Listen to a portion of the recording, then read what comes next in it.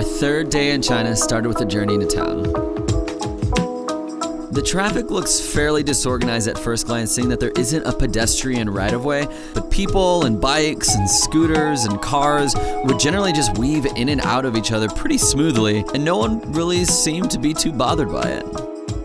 We drove by a lot of the Olympic stuff from back in 2008, including the pool where Michael Phelps won all those gold medals, and the main complex called the Bird's Nest, as well as the Olympic Observational Tower.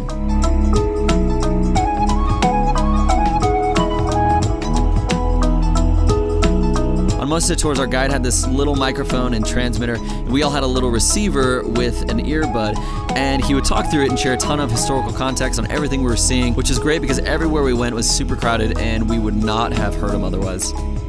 We arrived at Tiananmen Square, which is one of the largest city squares in the world, and it's a place where a lot of iconic protests have happened in China.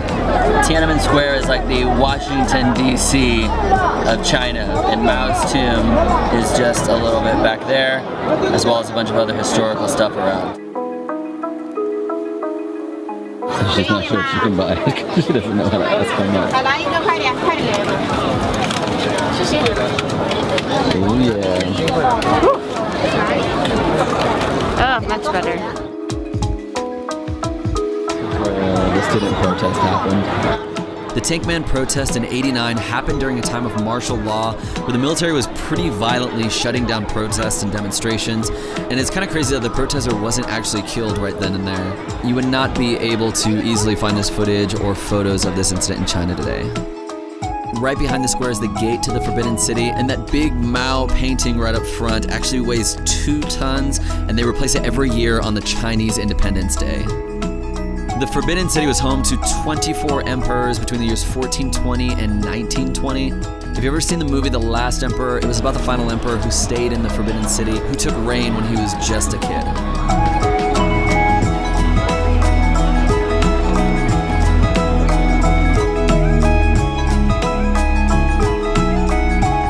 The common people, there should be off limits of this whole area, so it's forbidden to common people, so that's why it's called Forbidden City.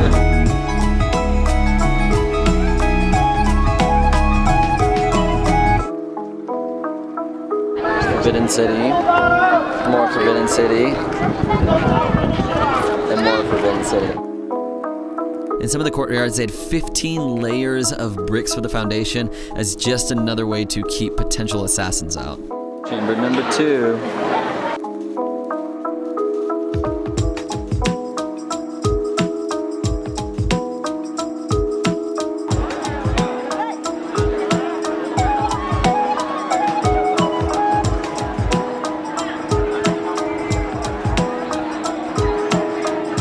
The Forbidden City is one of the most popular tourist attractions in China, pulling in about 14 million visitors a year. We were there on a Saturday, so it was a pretty normal crowd. Court number 3, and that right there is not even the end of the Forbidden City. It keeps going past that.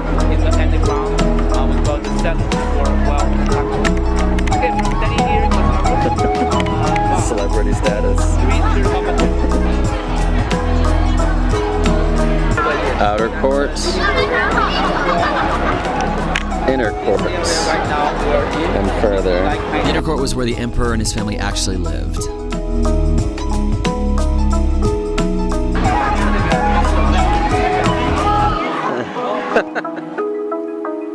The Forbidden City really is like its own little city. There's 9,999 rooms in it, and it's all about the lucky number 9 in Chinese culture.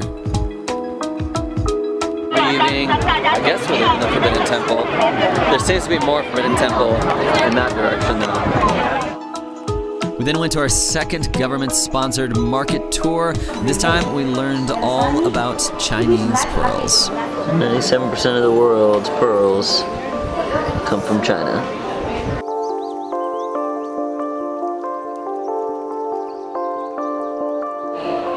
That's $220,000.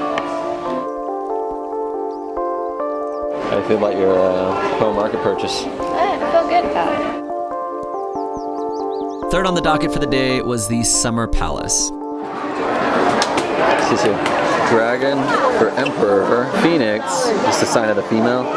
The summer palace was home to Empress, or female emperor, Dowager Chi-Chi.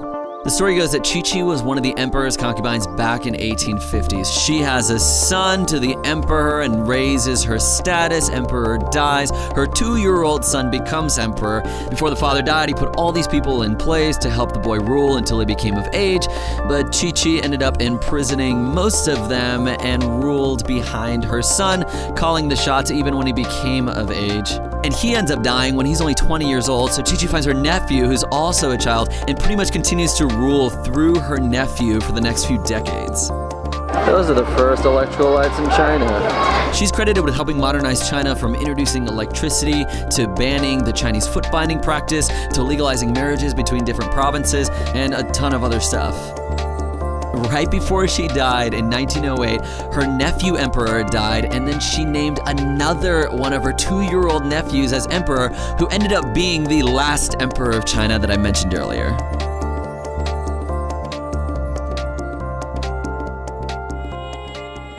We ended our last day in Beijing with one of the streets that I was most excited about, the Wangfujing snack street. It was one of those streets that I always saw in the China documentaries. The street's known primarily for its snacks, but it's also got souvenirs and all these other little shops around.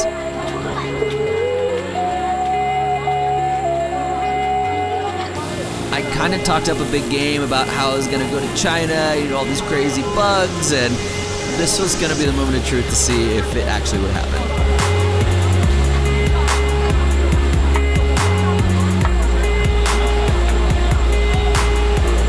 Sara did not share my enthusiasm for the bizarre and exotic foods. What'd you get, Sara? Some bubble ice cream thing.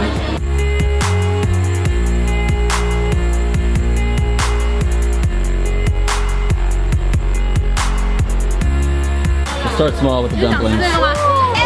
We've got a chicken dumpling. We're starting out pretty small. I said I was going to eat all this stuff, and then I saw it and I got kind of scared. But I might try a squid or a locust because I hear that's fairly safe.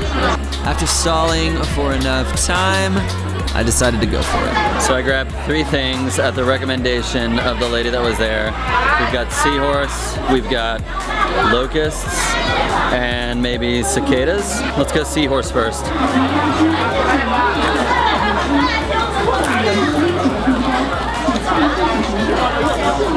Seahorse tastes like super crispy chicken skin.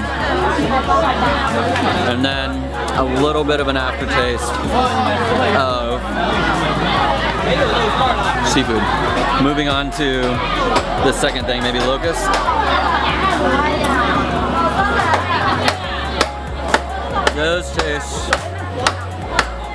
These taste, I don't really know what these taste like. I guess they taste like fried bug.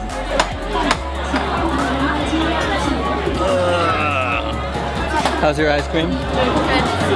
I'm gonna pause on the second one. I'm gonna go for the cicada now.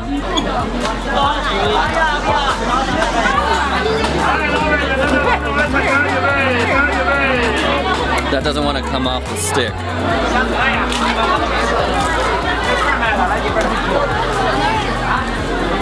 If I don't think of it like a cicada,